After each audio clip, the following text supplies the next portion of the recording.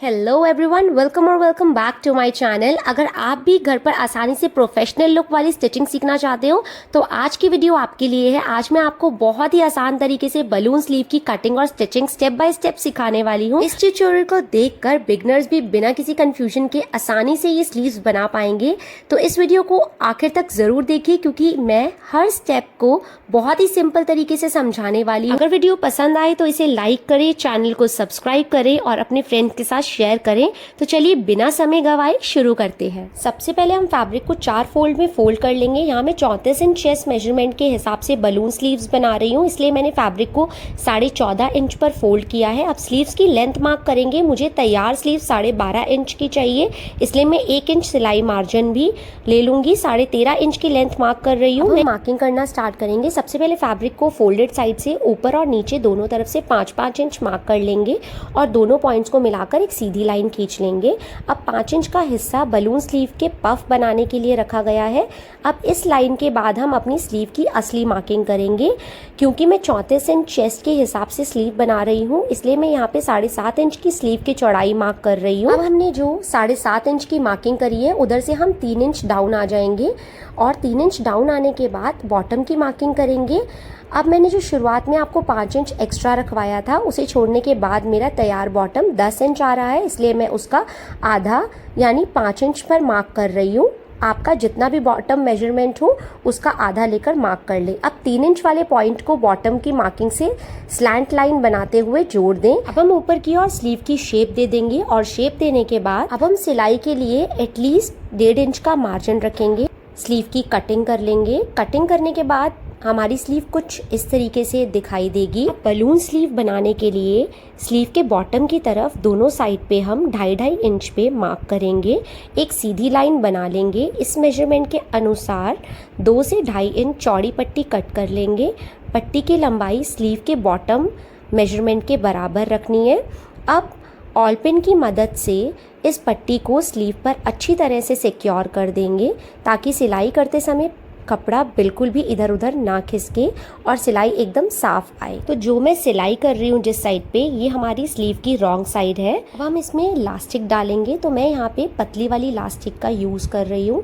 आप चाहो तो यहाँ पे 1/2 इंच का इलास्टिक भी यूज कर सकते हो। अब इलास्टिक डालने के बाद दोनों साइड से हम अच्छे से लॉक कर देंगे। इलास्टिक आप अपने बॉटम के अकॉर्डिंग रख सकते हो। जैसे अगर आपका टोटल राउंड में 10 है बॉटम, तो आप 12 इंचेस पर इलास्टिक को कट कर लो। के बॉटम पर आप चाहो तो बहुत पतली फोल्डिंग कर सकते हैं या फिर पीको भी कर सकते हैं। मेरा यहाँ पे जो बॉटम है वो 5 इंच रेडी आना चाहिए, तो मैं यहाँ पे विद मार्जिन 6 से 6.5 इंच ले लूँगी ताकि जो इलास्टिक है वो एकदम नॉर्मल लूजिंग में आए, बहुत ज़्यादा टाइट ना हो हमारी कलाई पर। इलास्टिक डालने के बाद दोनों सिरों को अच्छी तरह सिलाई करके फिक्स कर देंगे। अब हमारी दोनों स्लीव्स तैयार है। अब हम इन्हें टॉप के साथ जोड़ते हैं। अब सिलाई में सबसे इम्पॉर्टेंट पार्ट है, जब हम स्लीव को जोड़ेंगे तो जो हमें सेंटर पार्ट से जैसे हम सिलाई को जोड़ना स्टार्ट करते हैं, हमें उस तरीके से नहीं जोड़ना है। हमें बिल्कुल कॉर्नर से स्लीव को जोड़ना स्टार्ट करना है और जो शोल्डर का सेंटर पार्ट है उधर हमें 4 इंच कम से कम, एक साइड का शोल्डर 4 से 4.5 इंच छोड़ना है।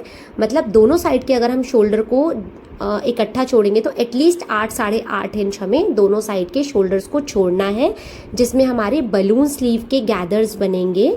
तो अब मैंने बिल्कुल कॉर्नर से ना स्लीव को जोड़ना स्टार्ट कर दिया है। तो मैं यहाँ पे जहाँ पे मैंने 4-4.5 इंच का निशान लगाया था वहीं पर मैं सिलाई को छोड़ दूंगी, वहाँ से मैं सिलाई नहीं करूँगी। अब दूसरी साइड से स्लीव को बिल्कुल कॉर्नर से लेते हुए टॉप और स्लीव को इकट्ठा ज्वाइन कर देंगे और फिर हम दोनों को ज्वाइन करने के बाद फिर 4-4.5 इंच पर बिल्कुल स्लीव को छोड़ देंगे। यहाँ पे मैंने सिलाई को निकाल लिया है। निकालने के बाद अब हम गैदर्स बनाने वाला एरिया वो काफ़ी बड़ा है, तो हमें इसको बिल्कुल शोल्डर के अकॉर्डिंग इसके अंदर गैदर्स देने हैं। तो यहाँ पे मैं बिल्कुल टॉप पे कच्ची सिलाई दे दूंगी। जो 5 नंबर की हम सिलाई करते हैं वो कर देंगे इस पर, और सिलाई करने के बाद इसको दोनों साइड से हल्का हल्का स्ट्रेच करते हुए गैदर्स बना देंगे। तो जितना भी हमारा शोल्डर होगा उसी मेजर के अकॉर्डिंग हमें गैदर्स को क्रिएट करना है, ताकि जो हमारा जो शोल्डर है और जो गैदर्स हैं, स्लीव्स हैं, वो एकदम एग्जैक्ट उसी के मेजरमेंट के अकॉर्डिंग आए। तो अब आप यहाँ पे देख सकते हो मैंने यहाँ पे स्लीव्स को बिल्कुल शोल्डर के अकॉर्डिंग, उसके मेजरमेंट के अकॉर्डिंग रेडी कर लिया है।